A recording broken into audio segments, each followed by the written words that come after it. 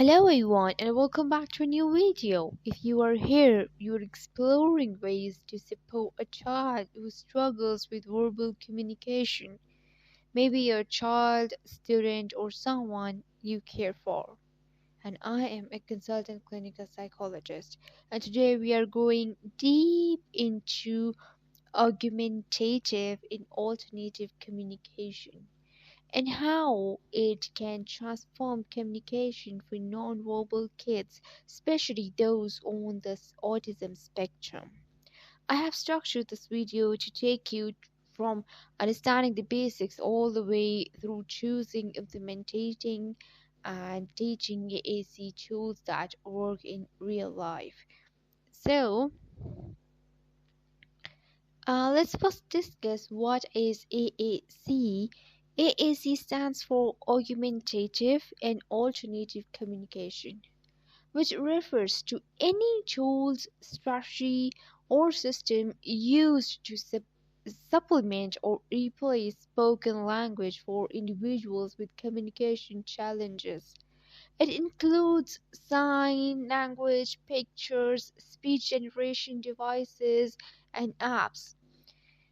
And why AAC matters: communication is a human right and essential for social interaction and learning and emotional expression.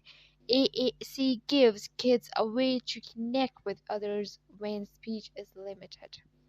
And importantly, AAC does not hinder speech development, and research has shown that using AAC can support language growth and may even improve verbal communication over time.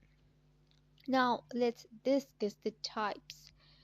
Unaided AAC, low-tech AAC, mid-tech AAC, and high-tech AAC.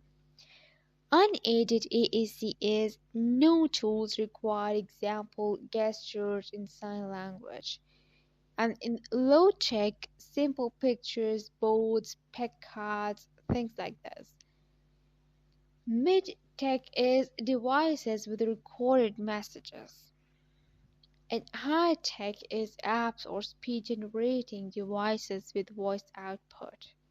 Okay. Then low tech AAC is picture exchange communication system. One of the most widely used low-tech systems is kids exchanging a picture to communicate a need or idea, a simple way to produce a message without speech. And this is like, for instance,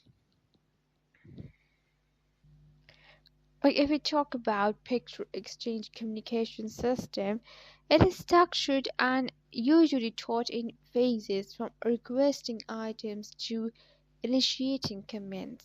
Okay, then communication boards. These can range from handmade boards with pictures or symbols to printed grids, and boards help children communicate basic needs like eat, help, or bathroom. And in unaided systems and sign and gesture, simple signs, example, more finished, can boost early intentional communication. Gestures and facial expressions also count when no materials are needed. Okay, and then in mid-tech devices are mid-tech AAC tools typically have pre-recorded messages or buttons. They are more interactive than picture cards but less complex than full speech generating systems. Like for example, Go Talk Express 32 is like multiple picture buttons that speak when pressed and helping kids build simple messages. And Big Talk Communicator, large buttons with pre-recorded messages, easy for young users or those with motor challenges. Then why mid-tech matters is these devices help bridge the gap between simple choice making and full expressive communication by providing auditory feedback and gets hear the message they selected when which reinforces meaning. Then high-tech apps and SGDs and high-tech AAC includes apps and dedicated speech generating devices that produce speech and support dynamic vocabulary growth. And popular apps and devices are, then we have Prolog to Go, a leading AAC app with symbol-based communication and voice output. Then Touch Chat HD, customized vocabulary options. Lamp Words for Life uses a structured approach to build the language. And then Avaz AAC app, picture-based AAC app used by many non-verbal children.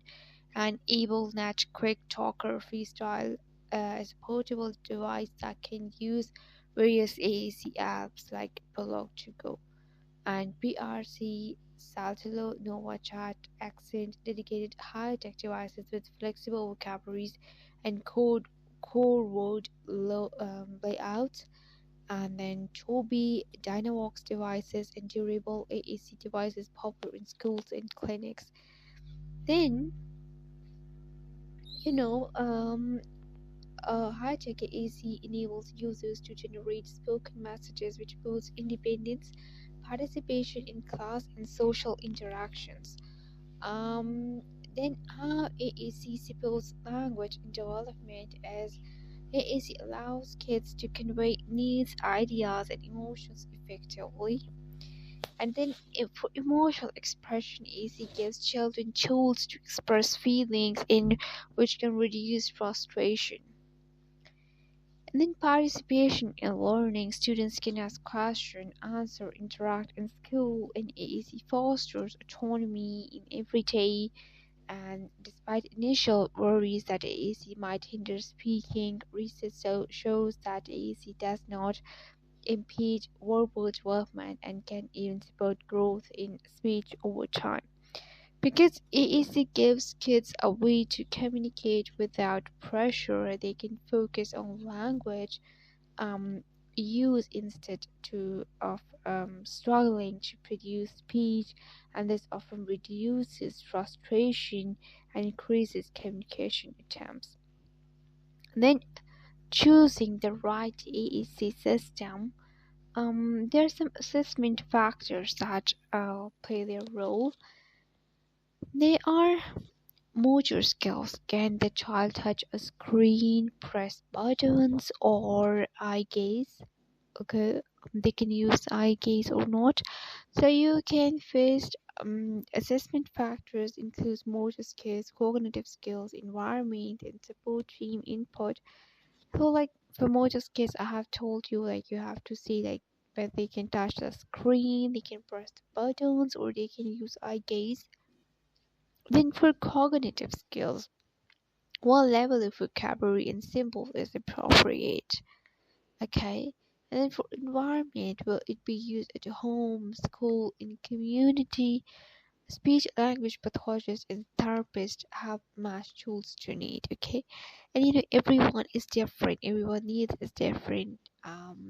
So it basically depends on what your child needs. Okay. And the best AAC is one of that fits the child's ability and daily routines and can grow with them.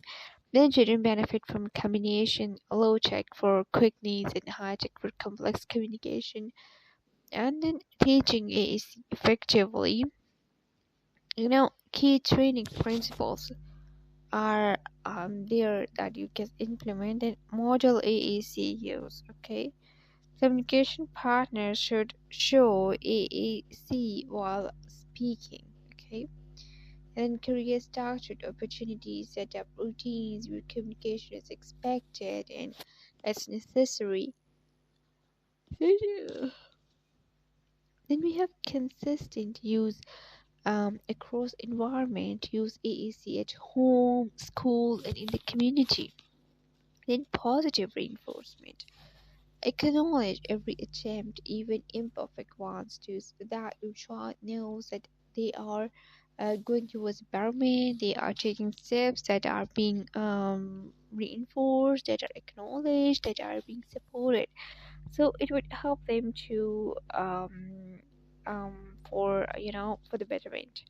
and then gradual vocabulary expansion. Start with core words like more, all, done before complex sentences. Adults and peers should model using the AAC themselves as they communicate, pointing to symbols while speaking to reinforce meaning, and show a snack routine where the AAC user selects pictures to request more crackers, and adults model the same symbols while talking. So, using AAC in school, students using AAC should have access all day, not just in the therapy sessions. Teachers and aides must be trained to model and respond to AAC communication, and then integration into lessons in AAC can be used during group work, questions, and social interactions. And for classroom trips, create partner communication time, peer AAC with visual schedules, and use peer buddy systems to include the AAC user in play in conversations. Through that, I will be able to learn in a fast manner. Then addressing common concerns are there are some concerns by parents that I want to address today. Concern number one is, will AAC stop my child from speaking? Research shows that AAC does not hinder speech and maintenance shows language growth with AAC use. Okay. Concern number two is, it's too overwhelming.